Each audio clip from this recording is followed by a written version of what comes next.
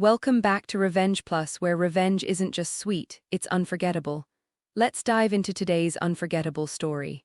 Patricia, just admit it, you stole the money. That was the first time I saw hate in my brother Mason's eyes. Not anger, not disappointment, pure calculated hate. I was 13, barefoot on the cold tile floor, still holding the empty glass of orange juice from dinner. My fingers were trembling. I didn't even understand what he was talking about. What money? Why was everyone staring at me like I was some criminal? The room went silent. I looked to my mom. Her arms were crossed. My dad shook his head and wouldn't even look at me. I didn't take anything, I whispered. But Mason kept going. It was $300 from Dad's wallet, it's gone. She was the only one in the room. That was all it took. No proof, no discussion, just Mason's voice and everyone's readiness to believe him. I begged, I cried. I screamed until my throat burned. But the more I pleaded, the guiltier I looked. And Mason, he just stood there, arms folded, a smug little smile dancing on his lips like he was enjoying a show. I was 13. I couldn't take the pressure, so I said the words they wanted to hear. Fine, I did it. Silence, then the shaking of heads, the disappointed sighs, the cold stares. That night my parents locked their bedroom door. My dinner sat untouched on the table. I stayed in my room, crying into a pillow until my face went numb. From that moment on, I wasn't their daughter anymore. I was the thief. I lost everything, my parents' trust, my friends at school, my own sense of self. Teachers would double-check my work, whisper in the hallway. My classmates started hiding their things when I walked by. I stopped being Patricia. I became a shadow. Meanwhile, Mason was the hero. He got praised for doing the right thing. He was taken out for ice cream the next day. He got a new bike. He started telling the story like a badge of honor, how he caught his little sister stealing. But what no one knew was that he lied. For years later, I found out the truth. He was on the phone late one night, laughing with his friend. I had trouble sleeping, like always, and I walked past his room just as he said it. I bought those concert tickets with the money from Dad's wallet. I told them she did it, and she actually confessed. Then they both laughed, like it was a joke, like my life hadn't fallen apart because of it.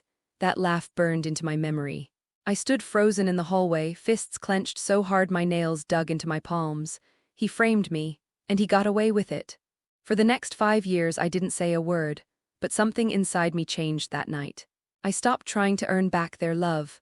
I stopped trying to be understood. Instead, I started building. I took every ounce of pain, every lonely night, every cold shoulder, and I turned it into fuel. I worked harder than anyone. I read books in secret, applied for scholarships without telling anyone. I didn't need their approval. I needed power. I made a promise: one day I'll be the one sitting at the top. One day they'll have to come to me, and that day came. 15 years later, Mason, successful, arrogant, still lying his way through life, didn't know that the woman he was about to ask for help was the same girl he destroyed. I had the power to change everything for my family. Their business, their reputation, their future, it was all in my hands. And as I looked at Mason across that long boardroom table, something inside me smiled, not from revenge, but from justice. How did I get there? How did a girl accused of theft become the woman who could save or ruin everything? Let me show you, because this isn't just a story, it's a reckoning. Mason always had this way of twisting things. He could lie with a straight face and make you question your own memory. Even as a kid, he was charming, good-looking, clever, the kind of boy parents bragged about at dinner parties. But behind that smile was something rot. He used to accidentally break my toys, then cry to Mom that I pushed him. He'd sneak extra desserts and blame me when they went missing. And the worst part, he always won. Always had a reason, an excuse, a tear perfectly timed to fall just as someone started to doubt him. The day he framed me for stealing $300 was just another step in a long pattern. I just hadn't seen it yet. But now, 15 years later, I saw everything with terrifying clarity. When I was in college, working 3 jobs, barely sleeping, pushing myself beyond the brink, he was living off our parents, partying through business school, racking up debt they paid without question. I remember one Thanksgiving. He walked in wearing a designer coat, acting like a movie star, throwing out jokes at my expense. He looked me up and down and said, "Still wearing thrift store stuff, cute." My parents laughed. I did too, but inside my blood ran cold, because they still believed him. They still thought I was the thief. They didn't know I was carrying 2 internships and applying for an MBA abroad.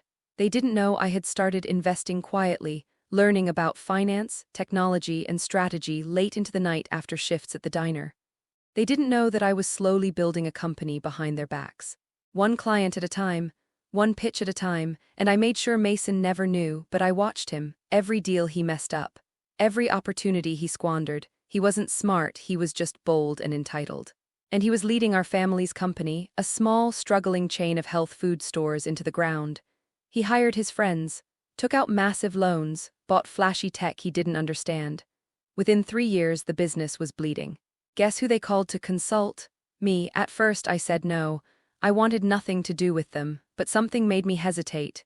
Maybe it was the part of me that still longed to be seen, to be understood. Or maybe it was because I saw the perfect storm coming. They needed me, and I wanted them to, so I agreed. One condition: I make all final decisions. My father grumbled. My mother hesitated. Mason laughed in disbelief. But they had no choice. Their debt was piling up, and I had the network, the funding, the knowledge, and most importantly, the leverage. The first meeting was unforgettable. Mason walked into the boardroom late, sunglasses on indoors. Talking loudly into his phone, he looked around, confused. Where's the consultant? I stood up from the head of the table, right here. His face dropped. For the first time in years, he was speechless. I didn't gloat, I didn't smile. I simply opened my laptop and began the presentation. Numbers, projections, recovery plans, cold, sharp facts that cut through his nonsense like glass. For the next few weeks, he tried to sabotage me, undermine decisions, mocked my strategies, told the staff I was just a temporary phase. But everything I implemented worked. Sales rose, staff morale improved, vendors returned, clients signed on again. The company was breathing for the first time in years. And Mason, he was slowly becoming irrelevant. Then came the day he made a mistake he couldn't hide. I had noticed something odd in the accounts, a missing invoice, repeated charges to a consulting agency that didn't exist. I dug deeper, quietly, and there it was. Mason had been embezzling, not just a little, hundreds of thousands, using the company's money to pay off his personal debt. That night I sat alone in my apartment, staring at the evidence. It felt surreal. After all these years, he had finally exposed himself. And this time I had the power to decide what came next. But I didn't rush. I waited until the next board meeting, until every major investor was present, until Mason tried, once again, to discredit me in front of the room. He said, "Patricia's numbers look nice, but she's too cautious. She doesn't know how to take real risks." I calmly turned to the screen, clicked a folder. "Mason," I said, voice steady, "would you care to explain these transactions?" Silence. Everyone stared at the screen, line after line of falsified payments, fake names, cross-referenced accounts. His face went pale. "Looks like theft," I said, "unless someone else has access to your private login." He stammered, tried to joke, but the room was dead quiet. And that's when I said it loud enough for every person to hear: "You've stolen once before. Maybe it's just who you are." His eyes widened. He knew what I meant, but no one else did, not yet. What would you do if you finally held the truth and everyone else was finally ready to listen? He didn't say a word, not a joke. Not a smirk, not even a shrug.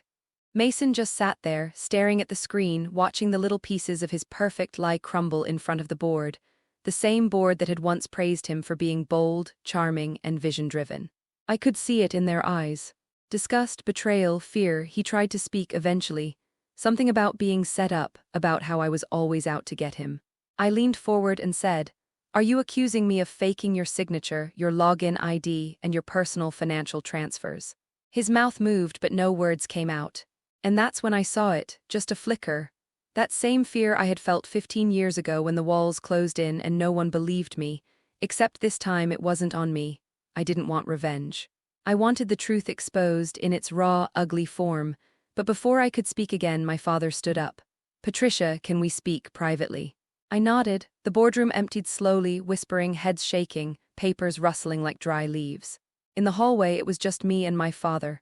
For the first time in years, he actually looked at me, not through me, at me. Is this true?" he asked. I handed him the folder, cold, heavy, final. He took it, scanned a few pages. I saw his shoulders drop, and then he said the sentence I'd waited over a decade to hear. "We were wrong about you." It didn't feel like victory. It felt hollow. Like being told you were innocent after already serving the sentence. But I didn't cry, I didn't let the ache take over, not yet. Instead, I said something I never thought I'd say. I have a proposal. I walked him through it, a buyout, silent, clean, I would assume full operational control of the company. No lawsuits, no press. Mason would step down completely. In exchange, I'd stabilize the business, protect the family name, and rebuild what he had destroyed. My father nodded slowly. And Mason. I stared out the window. That's up to him, but he never speaks for this company again. That night, Mason showed up at my apartment. I almost didn't open the door. But part of me needed to see him like this, raw, cornered, no spotlight to save him. He looked smaller, still wore his expensive jacket, but it hung on him like armor that didn't fit anymore. "Why are you doing this?" he asked. His voice was hoarse. "Why not just destroy me?" And I laughed for real. For the first time in so long. "Because Mason, you already did that to me. 15 years ago, you just didn't notice because I was quiet about it." He didn't deny it, he didn't apologize either. Just said I didn't think they'd believe me. That hit harder than I expected. "Then why'd you do it?" I asked. He shrugged. "I was scared, you were smarter than me, they liked you more, I had to win." I stared at him. That pathetic truth sat between us like broken glass. All those years, all that pain, because he wanted to win. I took a deep breath. "Sign the papers, walk away, that's your only option now." He looked down, then back at me. "Do you ever regret it, fighting this hard?" I said nothing for a moment, then whispered, "I regret that it had to be me, but I don't regret who I became." He signed, and just like that, it was done. But what no one knew, what he didn't know, was that this had been in motion for years. This wasn't luck. This was a plan. When I was 23, just out of business school, I ran into one of Mason's old friends, Nate. The same friend he had bragged to that night about framing me. I remembered his voice clearly through Mason's bedroom wall. Nate was drunk at a conference. Started bragging about old stories, including that one. I recorded everything. Quietly, and that was my first piece. Over the years, I collected more. Mason's fake invoices, his side deals, emails he thought no one would check. I tracked every move, every lie, every risky transaction. I wasn't waiting for revenge. I was building a case, because I knew someday I'd be sitting across from him. And when that day came, I wouldn't raise my voice. I wouldn't scream like I had at 13. I'd let the truth speak for itself. But now that the truth was out, something strange happened. My phone rang nonstop. Family, friends, clients, investors, my parents, all singing my praises. "So proud of you, Patricia. You were always the smart one. We knew you'd pull through." Where were they when I was alone in my dorm, eating ramen for the 5th night in a row? When I couldn't afford heating, when I skipped classes to work 12-hour shifts. If that revenge hit just right, make sure to hit the like button and subscribe for more epic comebacks and justice-served stories. Drop a comment below. I'd love to know what you would have done in their place. They weren't proud, they were silent, and that silence cost me years of my life, but I didn't need them to be proud now. I wasn't their Patricia anymore. I was mine. Still, a part of me wondered. What would happen if people knew the whole story? What if I told the world what Mason did all those years ago? Would they still smile at him in grocery stores? Still shake his hand at alumni events? Still invite him to weddings and fundraisers? I had the power to destroy his name completely. But then I looked in the mirror. And I saw a woman who had already won, not because she ruined someone, but because she survived and built. But what happens when survival turns into power, and you finally realize you're not just fixing your family's legacy? You're rewriting it. In the weeks that followed Mason's fall from grace, I didn't bask in the aftermath, I engineered it. Quietly, precisely like the way he once engineered my ruin. But unlike him, I didn't act from panic or pride. Every move I made was intentional. While Mason tried to disappear into silence, I made sure the board understood the depth of his damage, not through gossip, but through hard numbers. I began restructuring the company immediately. I replaced the fake consultants Mason had hired with actual professionals. I reopened vendor relationships he had nearly destroyed. And every time someone asked if Mason would return, I gave the same answer. We are moving forward with integrity. That word, integrity, became our new foundation. It wasn't long before whispers started circling among our partners and old investors. They wanted to meet me, understand how the company had turned around so quickly. I welcomed them in, not with charm or charisma, but with clarity, facts, and something Mason never mastered, accountability. But I didn't forget what he'd done to me, not for a second. I just chose a different path. While Mason had thrown me to the wolves as a child, I built a platform high enough that when he looked up, he could no longer pretend not to see me. I didn't leak the embezzlement scandal. I didn't need to. The board had already reported him to internal legal advisors. And while no charges were pressed per our private agreement, the stain on his reputation was irreversible. Still, part of me needed more, not revenge, not public humiliation. I needed a reckoning. One day, a message popped up on my screen, an email from Mason. It read only 3 words. "We should talk." I agreed to meet, but not in private. I chose a restaurant in the city, somewhere visible, somewhere symbolic. I sat by the window. When he walked in, I saw the weight of everything finally hit his posture. No swagger, no sharp suit, just a man stripped of the illusion he had wrapped himself in for decades. "I'm not here to beg," he said, sitting across from me. "I just want to know what you want from me."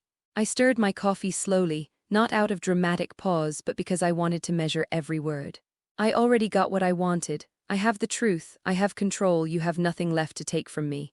He looked down. "They don't even answer my calls anymore. Mom, Dad, it's like I don't exist." I didn't flinch. "I didn't ask them to cut you off. That was their choice, just like lying was yours." "I was 17, he muttered. "I didn't know." I cut him off. "You did know. You knew enough to manipulate an entire family. You knew how to humiliate me. You knew how to win." He didn't argue, he just nodded, shoulders sinking. "So what now? Do you want me gone, out of the city, out of the country?" I leaned forward, voice quiet but sharp. "No. I want you to stay. I want you to see everything I build. I want you to watch the people you once fooled look at you with pity while they come to me for answers. I want you to feel it, not the fall, but the silence after it." For a moment, he looked like he might cry. But I didn't soften. I'd spent too long crying in secret to hand him forgiveness he hadn't earned. "You said once that you framed me because you had to win. Now you've lost. But here's the part you never understood. I never needed to beat you. I just needed to be free of you." He left that day with nothing. No apology, no excuse. Just the silence he had once buried me in. After that, I did something unexpected. I called our old high school, asked if they needed funding for a new library or tech program. I didn't tell them who I was, just that I wanted the kids to have opportunities I never did. I paid for new laptops, scholarships, quiet things, strategic things, because this was never just about Mason. This was about every door that was closed on me because of a lie, every teacher who looked at me like I was guilty, every classmate who stopped inviting me over. I wasn't trying to change the past, I was rewriting the future, and in that future Mason would always be a footnote, a warning, a lesson, but me. I was the author. Now 3 months after our last meeting, just when I thought the dust had settled, a letter arrived at my office, official, sealed, and cold as stone. It was from the state's Department of Corporate Fraud Investigation. Apparently, someone had anonymously submitted financial documents tying Mason to not just internal embezzlement, but also tax evasion and laundering through dummy vendors. It wasn't my doing. I had kept our agreements sealed and private, not out of mercy, but because I thought it was over. I guess karma didn't agree. The letter requested cooperation, specifically from the current acting executive, me. My chest tightened. I had everything to lose now: investors, employees, a reputation I'd worked years to earn. One mistake and the shadow Mason cast over the company could stretch back over me. I called our legal counsel. She sat across from me, flipping through the documents, face unreadable. Then she looked up and said, "These files, they're precise. Whoever submitted them knew exactly where to dig. This wasn't a random whistleblower." I knew instantly. Mason hadn't just made enemies in our family. He'd made them everywhere. Over the next few days, the investigation intensified. I had to walk the line between cooperating and protecting the company. I opened our books, offered access to our servers, and answered every question with brutal honesty. At one point, the lead investigator, an older man with sharp eyes, leaned forward and asked, "Did you know about your brother's actions before he stepped down?" And I paused, not because I was guilty, but because I realized this was my moment. This wasn't about Mason anymore. This was about truth. "Yes," I said. "I discovered the evidence weeks before he left." I confronted him privately. He signed over the company in exchange for silence. I wanted to protect the people who worked here, the business, our family's name. But I didn't lie. I documented everything. I handed them a folder, password-protected drives. My entire timeline, dated, notarized, clean. The investigator studied me carefully. Then, with the faintest nod, he said, "That was the smart way to handle it." But smart doesn't mean painless. The media caught scent of the story soon after. Headlines ranged from local executive cleans up family scandal to fraud in the wellness empire. Every time I turned on my phone, another notification popped up. Mason's name trended for all the wrong reasons. News anchors brought up his past charity events, interviews where he painted himself as a visionary, and then slammed it all against the evidence now released to the public. But what stunned me most was the footage they unearthed. An old interview from when he was 20 bragging about learning how to manipulate perception. The arrogance, the confidence, it all came back to haunt him. One night my mother called. Her voice was small, hesitant. "Are you okay?" she asked. It was the first time she'd reached out since the board meeting. I told her I was fine, then she asked, almost too softly, "Did you always know?" I didn't answer. Some things didn't deserve explanations. A week later, the department cleared me and the company of all legal liability. Their report was public. The current CEO not only acted within ethical bounds, but demonstrated exceptional due diligence in mitigating prior fraud. It was a win. A loud, documented, undeniable win. But it didn't feel like triumph. It felt like release. Mason, on the other hand, faced federal charges. He pled guilty to avoid trial. Fines, community service, probation. No prison, but enough to destroy whatever was left of his professional future. I watched the hearing from the back of the courtroom. He didn't look for me, he didn't speak. Just stood there in a wrinkled shirt while the judge read out his sentence. For the first time, I saw him not as my brother, not as my enemy, but as a man completely empty. A man who spent his entire life trying to win and ended up with nothing. I walked out before the gavel hit, not because I didn't care, but because I didn't need to see the ending. I'd already started writing something new. After the hearing, Mason vanished from public life. No more interviews, no press appearances, not even a statement. The man who once couldn't go a day without broadcasting his latest win was suddenly silent. But silence has weight, and in Mason's case it was deafening.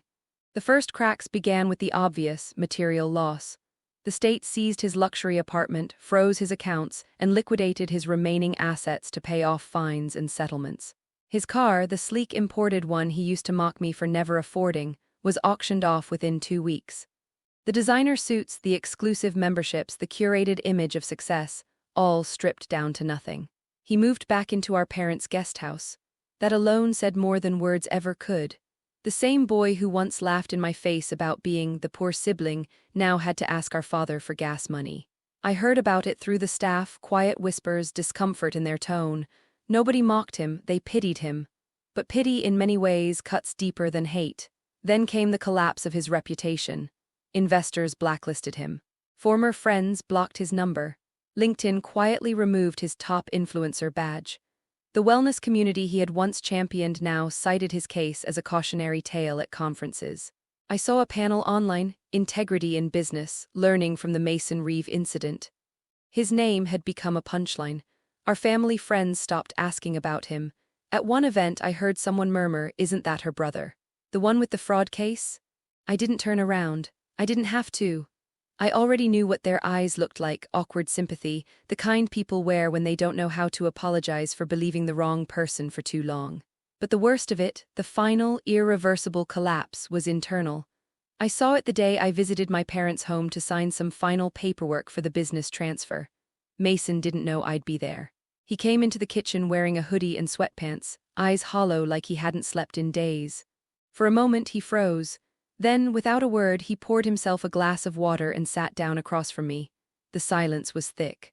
I could hear the tick of the wall clock. Then, barely audible, he said, "Do you ever dream about it? The night I blamed you." I didn't answer. He continued, voice cracking, "I do, almost every week now, same moment, same room. Except sometimes it's me they're accusing, and no one listens." He wasn't asking for forgiveness. He wasn't offering an apology. It was worse. He was still trying to make it about him. Still trying to rewrite the pain so he could feel like a victim. I stood up and said quietly, "You're not being punished for one mistake, Mason. You're paying for a lifetime of them." He didn't look at me. Just stared into his water like he was hoping to drown in it. I walked out. And for the first time I didn't feel anger or triumph. I felt nothing. He wasn't a villain anymore. He wasn't even a rival. He was just a ghost, living inside the shell of the lies he once built. And maybe that's the most brutal ending of all. Years passed. The business thrived, not because I worked harder than anyone else, though I did, but because I rebuilt it on something Mason never understood. Trust. I learned that leadership wasn't just about strategy or revenue. It was about creating a space where people felt safe to speak, to fail, to rise. I stopped chasing approval. I stopped needing to be seen. Instead, I chose to be remembered for doing what was right, even when no one was looking. One afternoon, I was invited to speak at a women's leadership forum. At first, I declined. The thought of standing on a stage, sharing a story so deeply personal, felt invasive. But then I saw the theme of the event, reclaiming your voice. And something inside me shifted. I stood on that stage not as the girl who was once accused, but as the woman who rewrote her name. I didn't tell them everything. Not about Mason, not about the betrayal. But I spoke about resilience, about how sometimes the most dangerous wounds are the ones no one can see, because they're buried beneath years of silence, of doubt, of pretending to be okay. After the talk, a young woman approached me. She looked maybe 19, notebook clutched to her chest, voice trembling. "I think my brother's been stealing from our family's account, but they won't believe me." Her eyes searched mine, desperate for some kind of anchor. I didn't offer advice. I didn't promise it would be okay. I just said, start documenting, don't wait for justice, build it. And that became my mission. Quietly, without fanfare, I began mentoring young women, especially those whose stories had been silenced or twisted by people more powerful. I funded scholarships for girls in underserved communities, created programs for financial literacy, launched a foundation under my own name, not Reeve & Co., not Mason's legacy. Mine. One of the first grants we issued went to a teenage girl who wanted to start a tech hub in her rural town. In her application essay, she wrote, "I want to create something so powerful that no one can ignore me anymore." I smiled reading it. Because I understood that fire, that quiet rage that turns into vision. Years ago, my name was a cautionary whisper in my family. Now it was a door opener for others. And still, every once in a while, I'd get a text from my mother or father. Updates, holiday photos, always polite, always distant. I didn't push them away. But I no longer bent backward for their affection. I had stopped trying to earn what should have been given freely. As for Mason, I heard he moved to another state, changed his last name, works a quiet job now, something clerical. I don't follow, I don't stalk his life. Because it no longer defines mine. He's a closed book in a library I no longer visit. But I did keep one thing. In my office drawer, locked away, is the original folder, the documents I gathered over the years. The proof, the evidence. I keep it not out of spite but as a symbol, a reminder of what truth costs, of what silence almost destroyed. Every time I'm asked, "How did you rise so far, so fast?" I smile, because they never saw the fall. They never saw the night a child confessed to a lie she didn't commit just to make the noise stop. They never saw the lonely years, the ramen dinners, the rejection letters, but I saw them. I lived every second. And now I honor them, not by dwelling in revenge, but by making sure no one else has to claw their way out of a grave someone else dug for them. In the corner of my desk sits a small glass bird. It was a gift from a girl I mentored. She said it reminded her of something I once said. "You don't have to scream to fly, just keep moving upward. Quiet wings still rise." That bird reminds me every day, the girl they buried is gone. The woman who rose in her place. She's just getting started.